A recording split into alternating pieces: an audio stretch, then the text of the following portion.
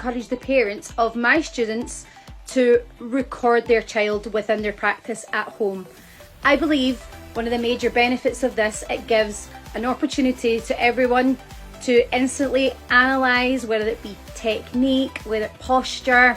It's something when you're performing in the moment that you can't necessarily do. So I believe that's one of the major benefits.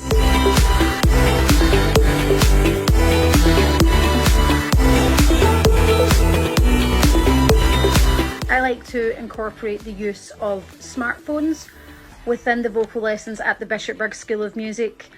Most of my students own a smartphone already, so when they record themselves, especially within technical exercises, I believe that they will use their smartphone more when they're out and about, which is good for practice and preparation.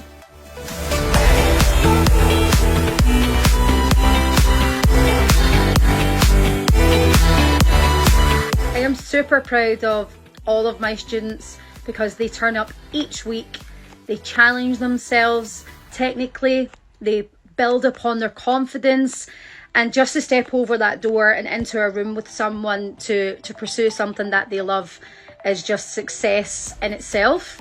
There is, one particular story that stands out in my mind that happened last year with my very youngest student, who was 7 years old at the time, and she was going for her very first vocal exam.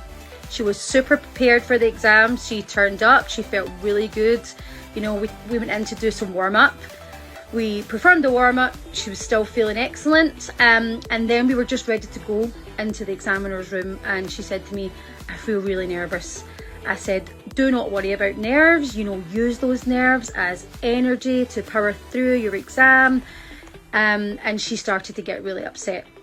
She looked at me in the eyes and said, "Claire, please don't make me go in." And my heart just broke in that moment. Being a mum myself to a 7-year-old daughter, I thought, right, how would I like someone to react in this situation with my own child? So, I took her by the hand and I said to her, all we have to do in this moment is just walk down the corridor. And we did. So I walked down with her, I held her hand, we got to the door.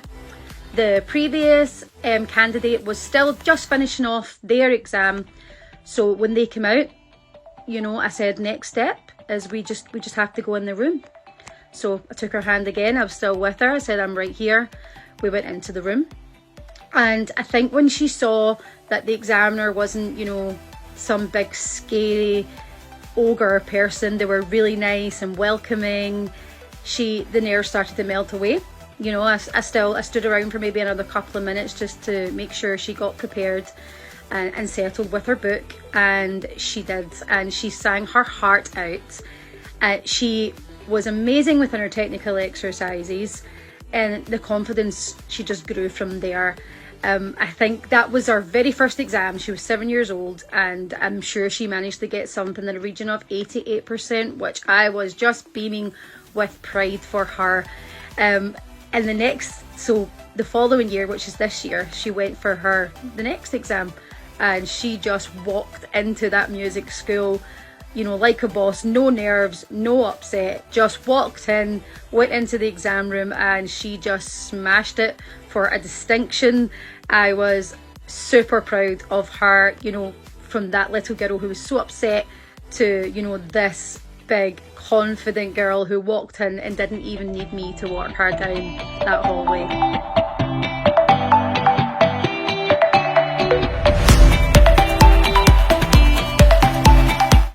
I wanted to share my skill set, my knowledge and experience as a performer.